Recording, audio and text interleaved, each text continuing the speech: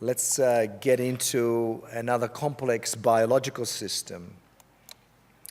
I'm sure most of you believe you understand the renin-angiotensin-aldosterone system, which is presented here as a cartoon. But of course, life is a lot more complicated than that. But nonetheless, just to recap it, we have angiotensinogen, which generates angiotensin-1 after the action of renin in it.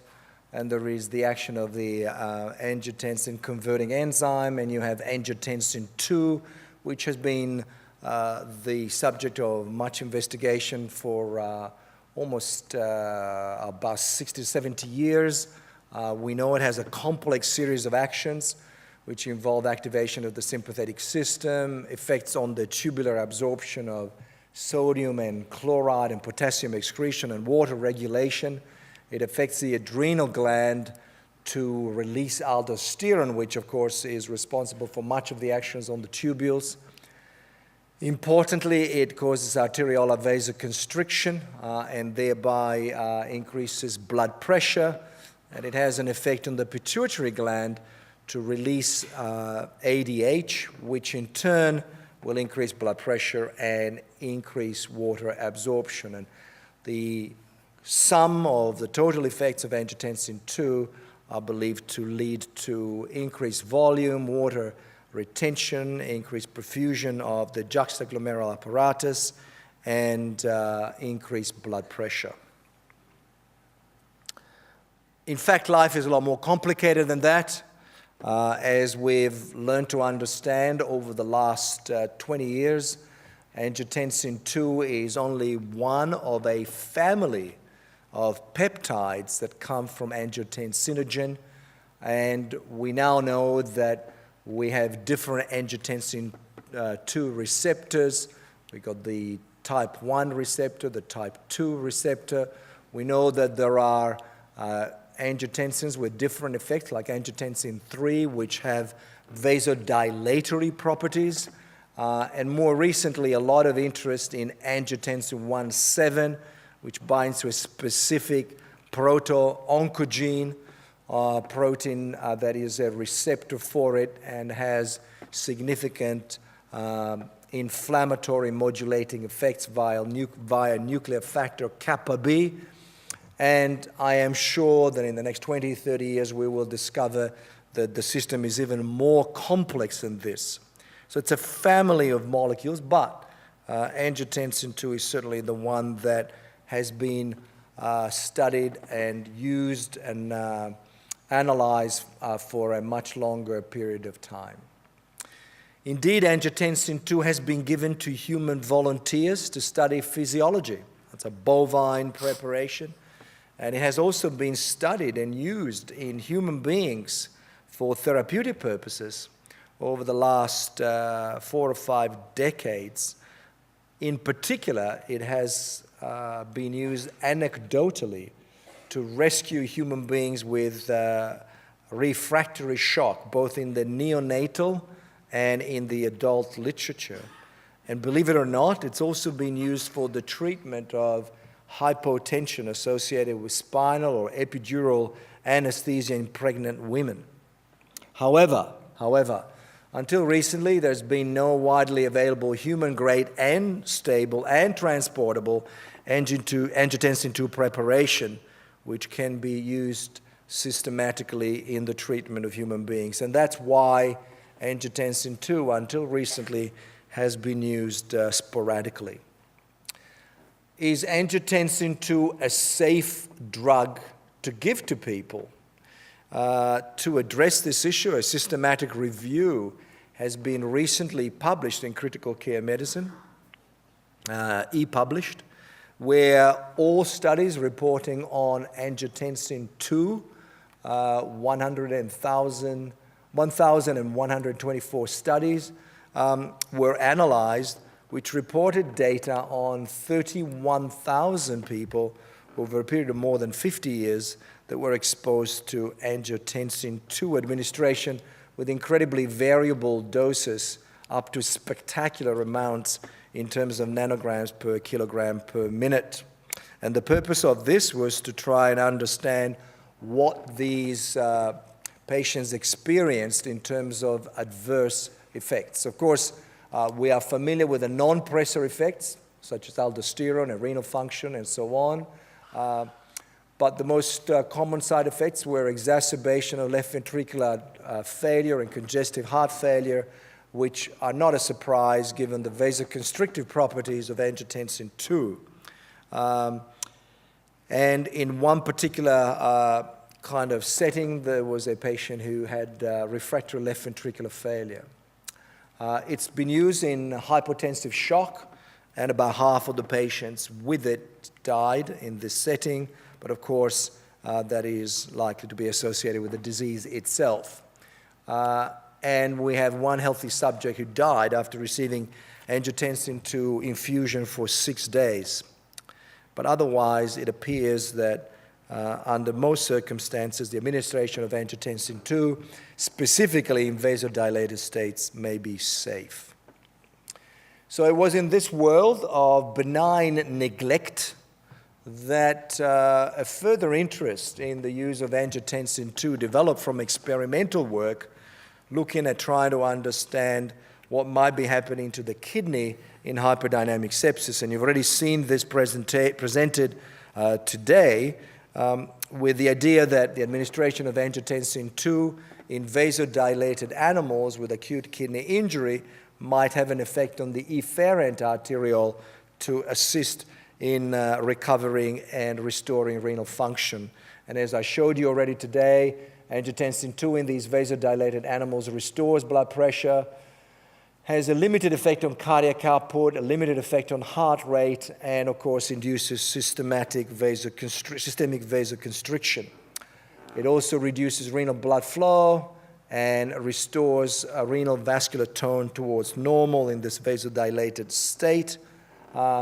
And it has, but I didn't show you this morning, it has limited effects in terms of causing decreases in mesenteric blood flow, but it does have a mesenteric vasoconstrictive effect. It has limited effect on coronary blood flow, and it does have a limited coronary vasoconstrictive effect.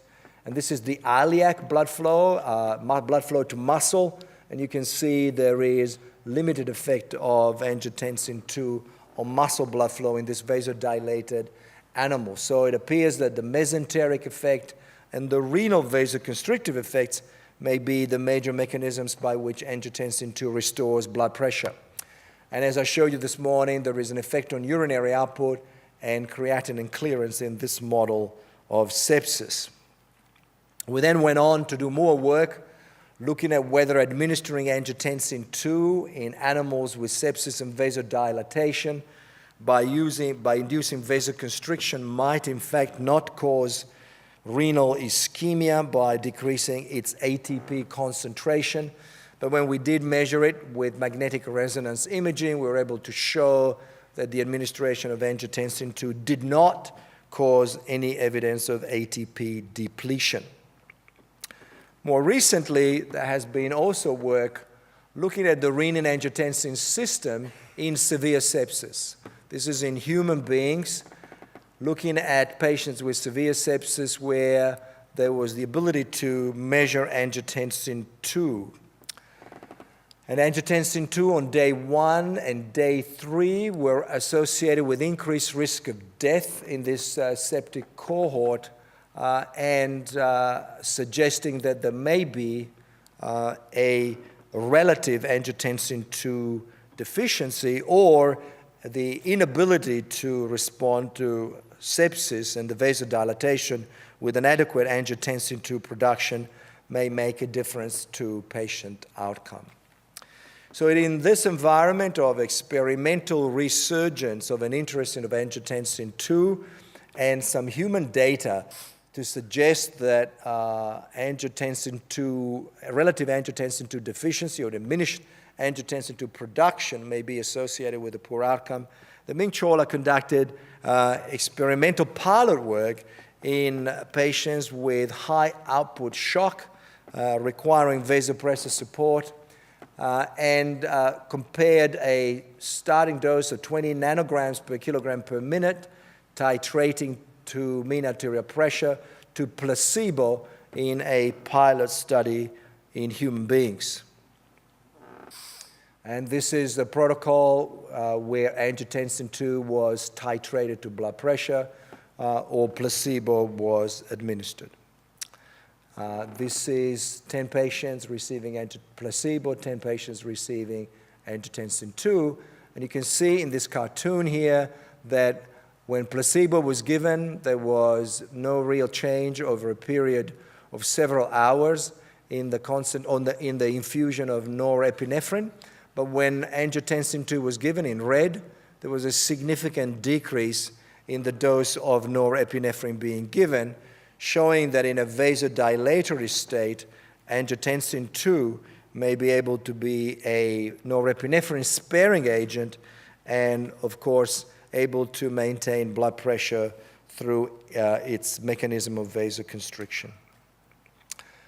And as a consequence of these preliminary studies, we went on to conduct the angiotensin II for the treatment of vasodilatory shock trial, or the ATHOS trial, which was e-published in the New England Journal of Medicine on May 21st and has not yet been published in paper, but that should be coming soon in the next week or two.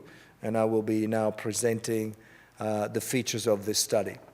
As I showed you before, previous findings have suggested that angiotensin II may be effective as an additional therapy in patients with vasodilatory shock.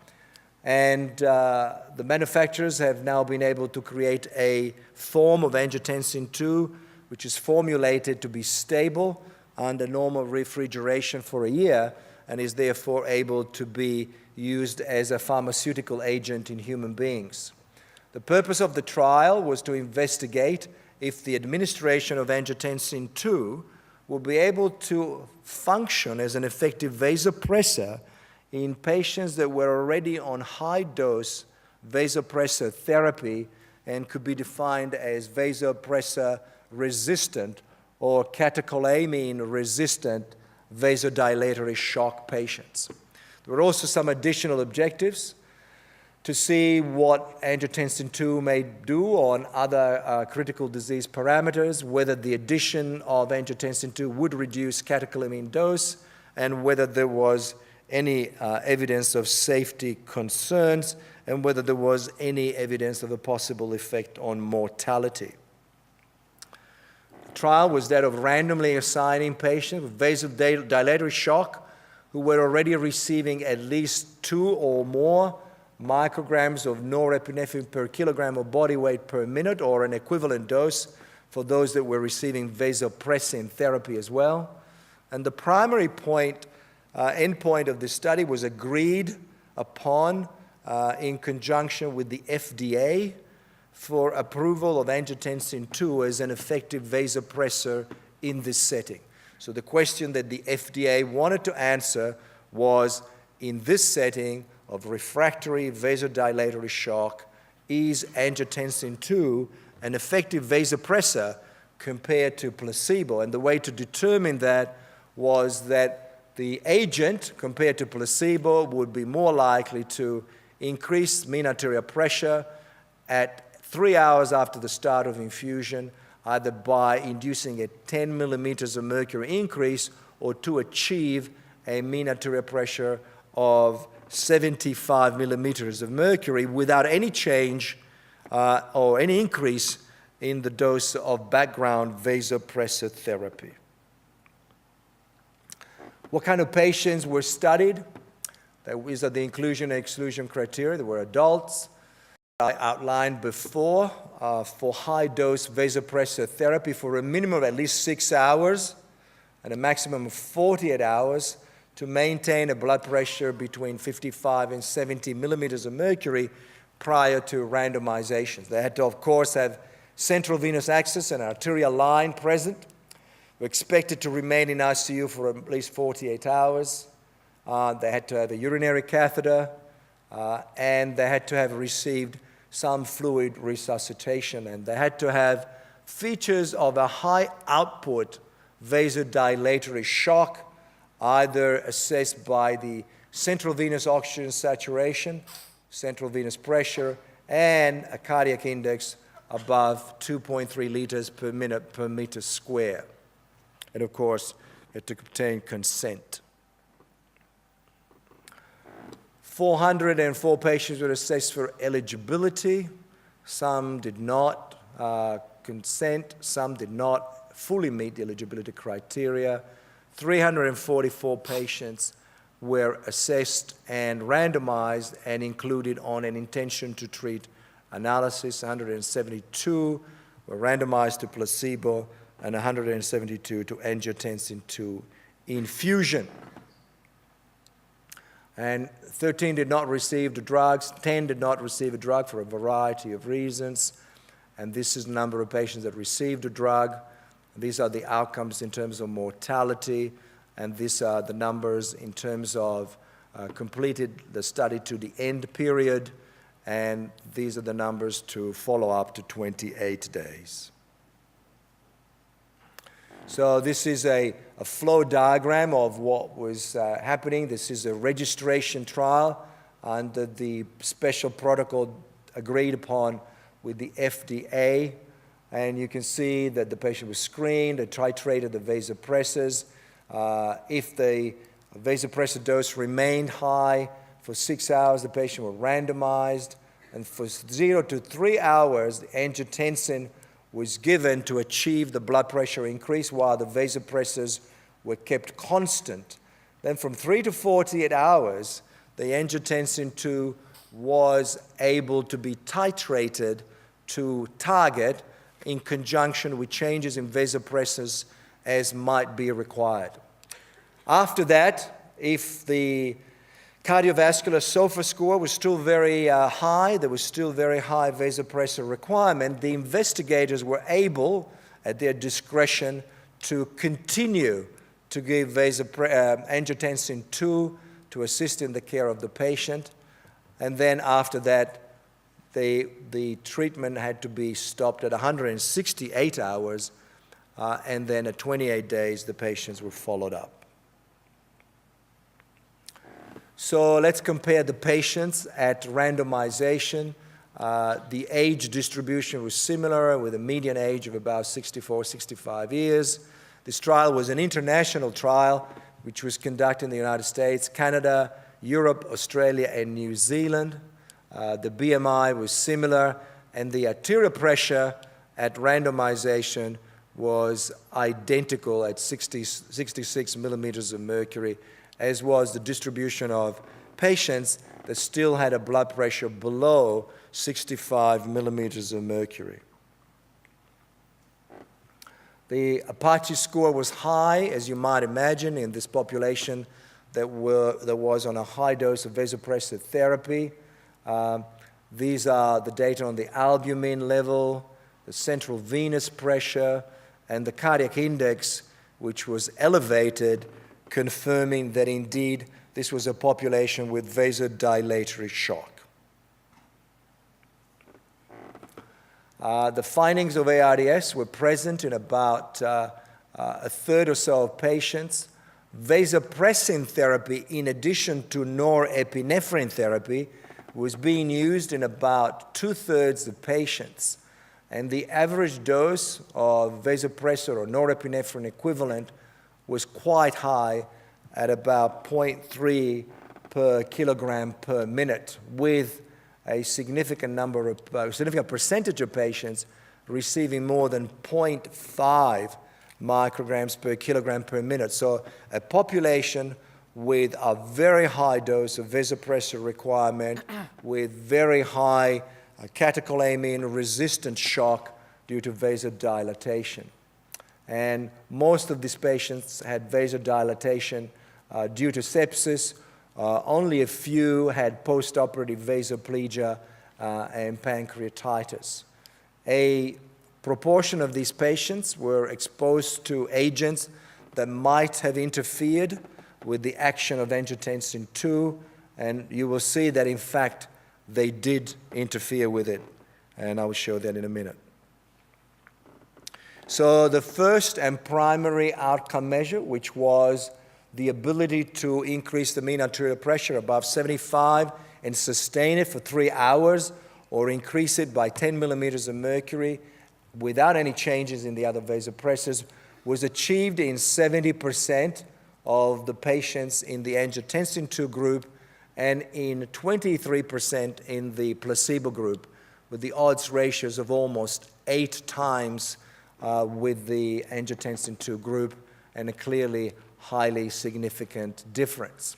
The secondary endpoint, which was a mean change in cardiovascular SOFA score at 48 hours, was also achieved with angiotensin II more significantly or more prominently than in the placebo group, and this was also significant.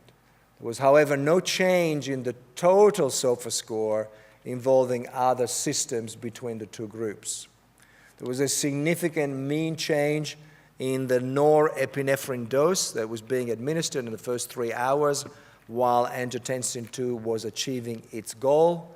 And the all-cause mortality at day 7 was favoring the angiotensin II with the hazard ratios at 0.78, and the all-cause mortality at 28 days, again, favored angiotensin II. This is a graphic representation of the difference in the effect between placebo and angiotensin II for the primary outcome. And when you're looking at the no response groups, you can see some of the differences between placebo and angiotensin II.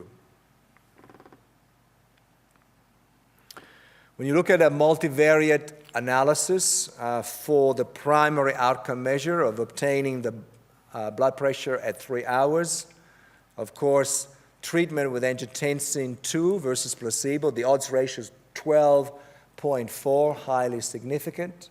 A low albumin was a risk factor for not achieving the blood pressure. Prior exposure to angiotensin receptor blockers should not come as a surprise, was also a risk factor for angiotensin II being unable to achieve the primary outcome measure. Interestingly, the presence of ARDS was in fact a predictor of achieving that outcome. And of course, a very high dose of vasopressor requirements prior to randomization was identifying patients with very severe and highly refractory vasodilatory shock that were less likely to have a blood pressure response to angiotensin II.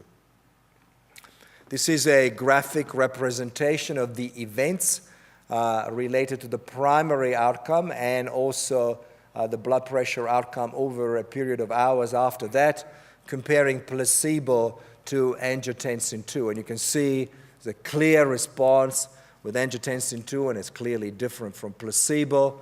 And there is a continuing difference in mean arterial pressure, suggesting that clinicians, although they didn't have to achieve a higher blood pressure with angiotensin II, enjoyed being there and continued to somehow maintain a higher blood pressure with angiotensin II than with the placebo group. It was just easier to do.